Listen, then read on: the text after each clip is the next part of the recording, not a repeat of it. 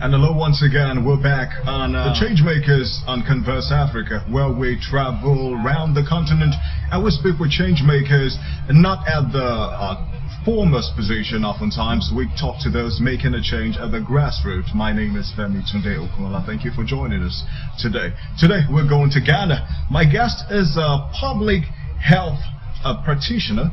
He's a public health practitioner. He works with the Public Health Service in Ghana. It's a very interesting story talking about how to get involved. How do you get involved in something that bothers you so much that you know you have to make a change?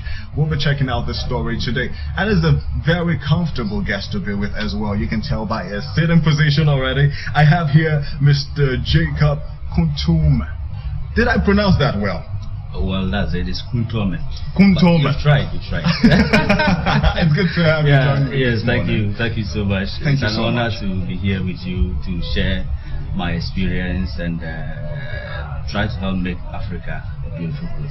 I'm very interested. Yes. You've been working in the public health sector since 2009, you tell me? Yeah. And started actually at National Service from 2008 and I've been there since. The National Youth Service? Yes. Was it something you knew you always wanted to do, or was it something you stumbled upon? Maybe because of my background. That is why. Tell us about the background. It's a good place to start. You know, Ghana, we have, like, let me just put into two sectors, the southern side and northern side. The southern side is seen to be endowed in terms of resources and everything, but the northern part, there's poverty, there's a whole lot. And the main thing there is education. We don't have gold, we don't have diamonds. All we do is get ourselves enlightened through education, and then maybe the subsistence farming our people do. So poverty levels there are really high.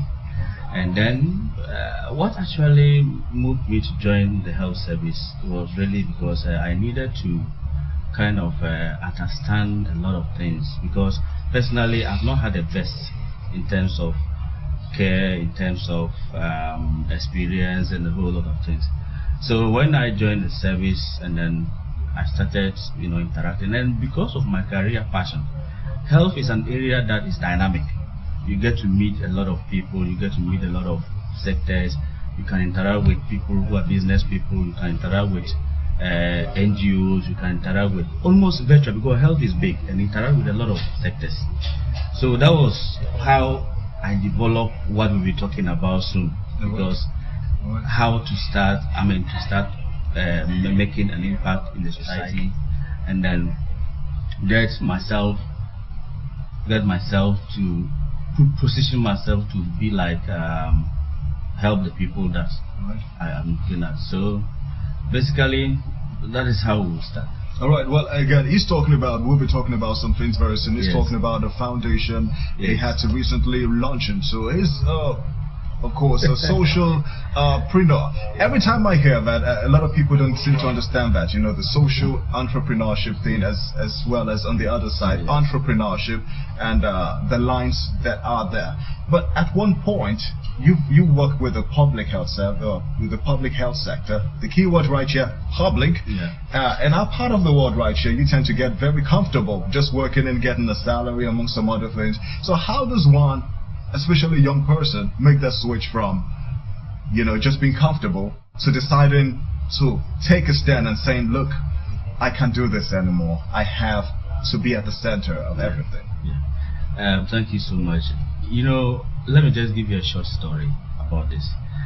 When in 2013, when I had the privilege to travel back to see how my people were doing, and God being so good, by my work I've been able to make a lot of money, and I was like, what can I do? Because looking at what I went there to see, what can I do to help my people out of their situation? And before I could even go, something struck me, and it was about the children, the youth. They are vulnerable. I got to understand that they moved from the north to the south searching for non-existent jobs. And I was like, how do I get these guys busy? And how do I get them empowered so that they can be self-reliant and also get something doing for themselves? One other thing that I benefited was education.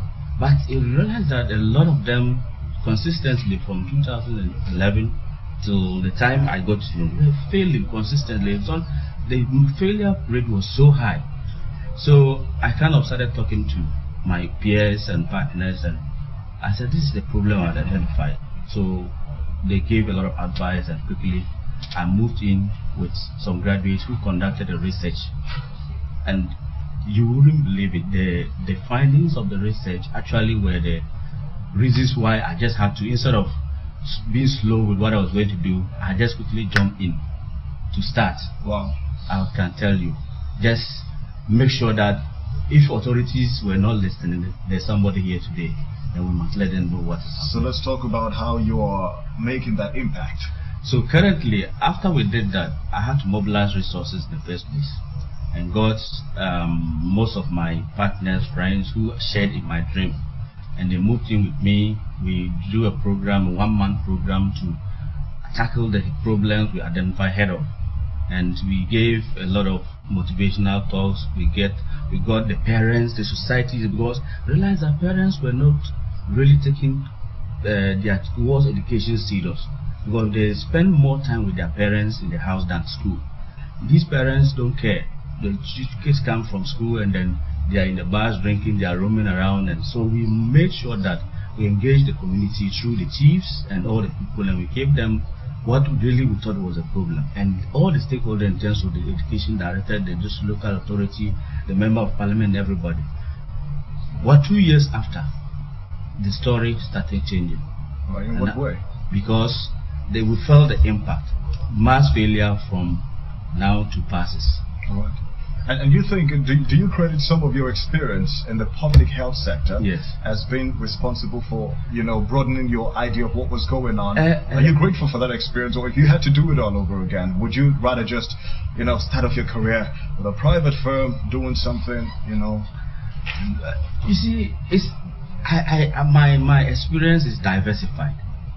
And the focus I'm going, that's why it's kind of really difficult that I'm concentrating on one. The moment I make one step to solve a problem, another one is on the left and I'm pulling along. Well, that's your job. Exactly. so the health really currently, which I know is really my passion. We have a lot of old people and poor people.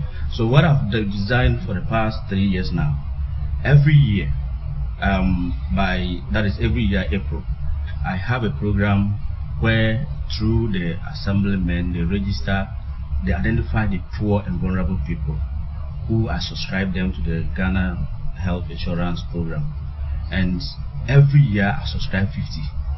And insurance, how it works, every year you have to renew the policy, and as I'm getting new people on board, the existing one need to keep getting their insurance renewed. And the aged people, there's some kind of problem also identified. People think that the old people, as we say, they are witches and wizards. So when they fall sick, their people tend to abandon them. Wow. And I can't believe that, because this is something that I just needed to change. And when I started this, I realized that I need to get to the people responsible, like their kids, their relatives, and let them know that, look, being an old person is not witchcraft, or being poor is not witchcraft. It's the circumstances that maybe. Is that a concurrent problem? This view, and this attitude, and how does that rate amongst some of the challenges you have to face in your part of the world in the health sector? Do you think it's the perception that's why people are not taking actions instead they ought to be taking? Yeah, you see, I can say that because if you look at it carefully, people believe that certain conditions they go into is related to the issue of witchcraft or something. You get that? So, and you realize that what they just need is for somebody to throw light on them, and they come out from the darkness. You believe in the diabolical forces. Exactly, and that is what right now I'm just out for. I'm making sure that we change their mind and make sure that, look, this is a sickness, it's not witchcraft. So let's talk about, you've spoken to us extensively about your plans. Let's talk about, again, you've shed some light on the issue of health care in Ghana, especially from the public sector. What other issues do you think bother?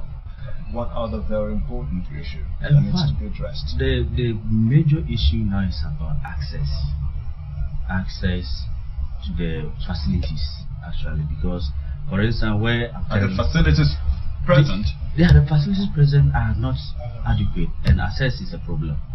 There are no good roads. Sometimes you have a pregnant woman, they have to carry him or carry her on a motorbike, or sometimes at worst, I chanced upon one and I was so down that they have to carry the person on a stretcher to go and give life. There's no point somebody going to give life and have to go through that stress to give life. Our mothers there are really struggling, and that is one of the issues as part of my advocacy, as part of the foundation I'm working on, will help address. I'm engaging a lot of the stakeholders who make these policies for us. I shared one with one of our colleagues recently, where they needed to build a health center. We call it CHIP compound, where they address these kind of maternal issues, and the person who was bringing the project didn't consult the people. He thought that putting it by his house at that time was the right thing to do.